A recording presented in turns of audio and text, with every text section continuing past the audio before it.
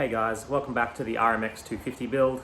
It's time to pull this thing apart now. I'll stop along the way if I find anything interesting to show you guys, but for the most part it's going to be a lot of time lapse.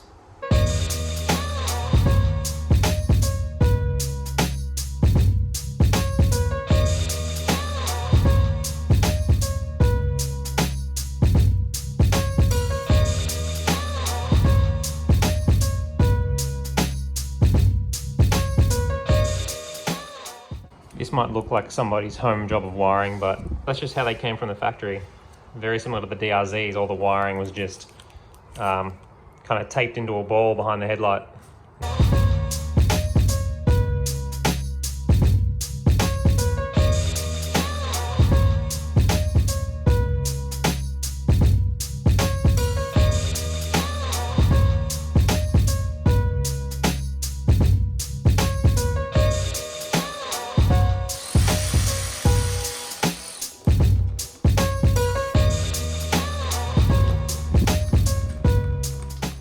Take a look at this clutch arm situation. They've got what looks like a piece of the barrel adjuster from a clutch lever. They've got a big washer, a little washer, a little nut, and I guess this is the only length bolt they had, and this is all just spacing. I'm not quite sure what's going on here, but there's definitely a few bush fixes on this thing.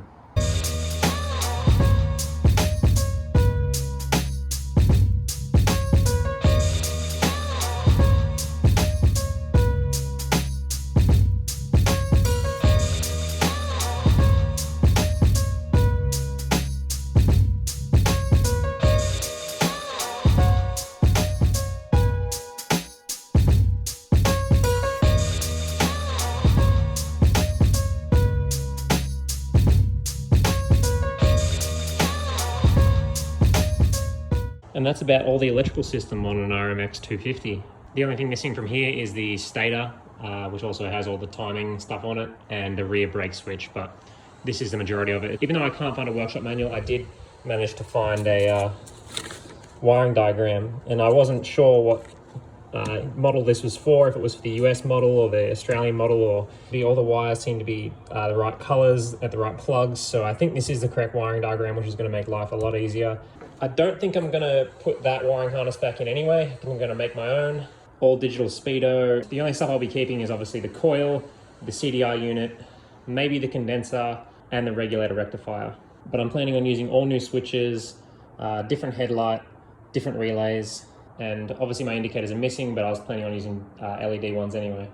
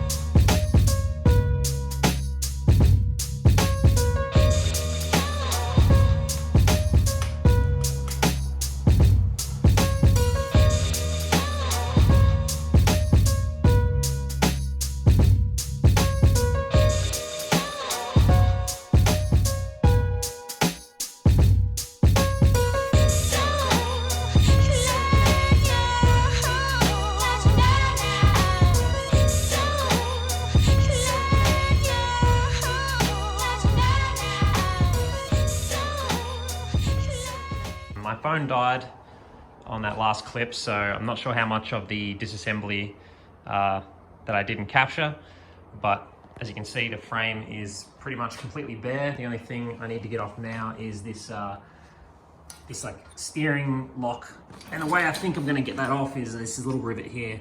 I think if I cut that off, this plate will come off, and I'm pretty sure the barrel will come straight out.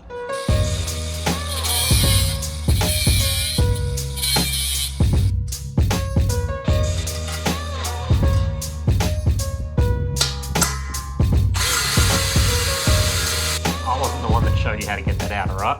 I got the engine all cleaned up using the parts washer, and I just made a quick little stand so it's a bit easier to work on. What I'm going to do now is sort of start pulling this thing apart. I haven't got any parts to replace anything yet, but this is going to be part of the sort of breakdown, so I know what parts to order.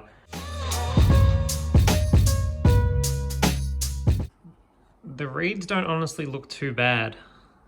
There's the slightest chip right there, but they look to be sealing for the most part. I guess at least across the front edge. Down the sides, they're not, you can't see like that, you know, the reed touching the actual body, but I'm not sure how much that would affect it. I honestly thought these would be in worse condition than they are because of how hard the bike was to start, but I'm not sure if this is the main issue. I'll replace these anyway because they are wear parts, they do wear out, and it's not too expensive to just replace these reeds anyway. I don't think I've ever seen something so rusty that it's turned white.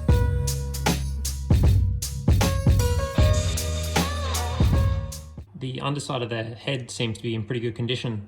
That's a good sign that this thing hasn't ever blown up before. The top of the piston and the bore seem to be in pretty good condition.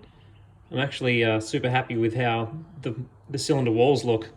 There's a few marks here, but I can't feel them with my fingernail. That's actually like a huge win of how good a condition this barrel's in. The power valve, from what I can see externally, doesn't seem to be in too bad a shape. Seems to be operating fine, and it doesn't have too much sludge in there, so that's always a good sign. Something I noticed while cleaning this engine is that there is some, I don't know if you can see that, there's some JB weld that's, I guess, holding a crack on the case together. I actually have no idea what's under that. And this bolt has two big washers underneath it. So I guess once I get this side cover off, I'll figure out what's going on here and possibly have to replace this side cover. But because I'm not very smart, I forgot to drain the oil while the bike was together. So now I have to figure out a way to drain the oil with the engine in this stand. So this is my solution. I've got the stand in the vise. Then I'm basically just gonna dive bomb the oil from the motor into the pan, and hopefully I don't miss.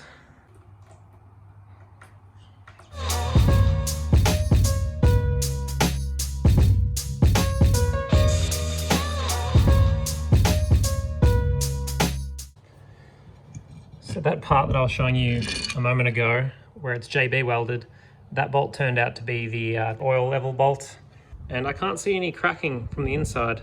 It looks fine to me, so I'm not actually sure why that JB weld is there. So I might just see if I can pick all that stuff off and see what the go is under there. I don't know if you can see, but there is the tiniest little hairline crack between those two bolt holes. I'm not sure if that would have even leaked. I guess I'll just use these cases, and if it leaks, I'll either JB weld it from the inside so it looks better. I just took a quick look at this clutch, and the friction discs and the plates all seem to be pretty good. The hub and the basket are pretty good as well. The basket doesn't have any crazy notching, and the hub, it doesn't have any like crazy wear to it.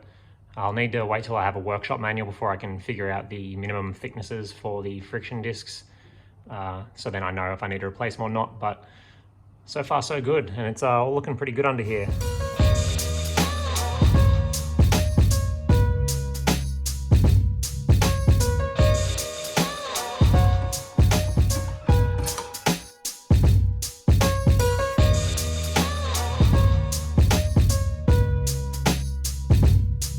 This is a Wiseco piston, so at some point someone has done the top end on this bike, which is good. It means they've stayed on top of maintenance schedules, hopefully.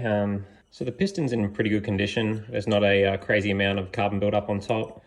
There's not an insane amount of scuffing on the skirts at all. You can see there is some wear because there's like machine marks here you can feel, and then the machine marks over here are sort of not present anymore because they're rubbing against the cylinder wall. But as far as I'm concerned, that's pretty normal wear. So I'm going to replace the piston and rings anyway.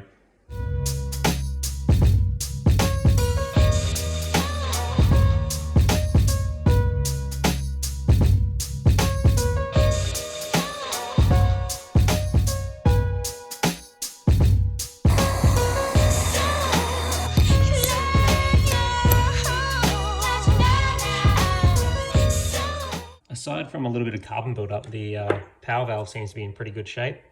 You know, there's no damage to it or anything like that. All the pieces are there, which is always good. Its bore seems to be pretty good condition. So I'll clean this cylinder up, put all this engine stuff in a box until basically I have all the parts I need to work on the motor, like some new reeds, piston, maybe clutch stuff. But like I said, I'm mostly going to keep that bottom end together because I don't really want to fool with the gearbox or the main bearings or anything like that if I don't need to. I've inspected the up and down play in this crank and there is none, so it's a good sign that the crank bearings are in good condition and the actual the rod bearings in good condition. So I'm not going to play with that because that's just going to cost more money. Once I get a workshop manual, I can see if all these clutch plates are in spec and you know, just check everything else. I might replace these main bearing seals just because I've got the side cases off, so I might as well.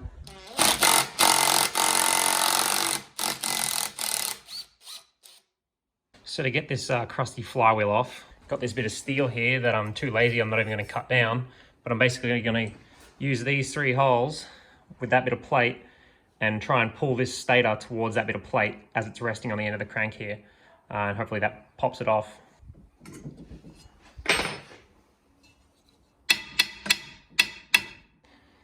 Well, it's well and truly on there. The flywheel hasn't budged, and the actual bit of plate that I'm using, which is almost 6mm plate, is bent before the flywheel's budged, so I'm gonna have to figure out another way to get this thing off.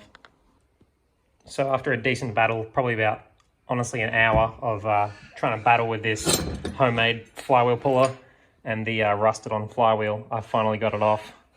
Because I was smacking it with the hammer, I think I made the magnets pop off. The stator itself looks fine, sort of nothing out of the ordinary. All the windings are intact, none of them are broken or anything like that from what I can see. So I'll take this plate off and I'll just have to remember its orientation so I can get the timing correct when I put it back in.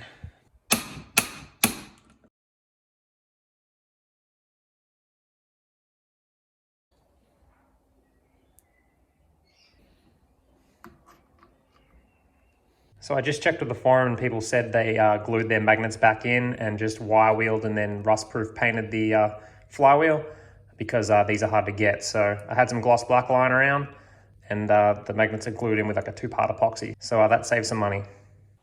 But that about does it for the teardown and the engine inspection. So make sure you subscribe so you can see the next episode when I get the frame back from powder coaters and start to build this thing back up. Thanks, guys.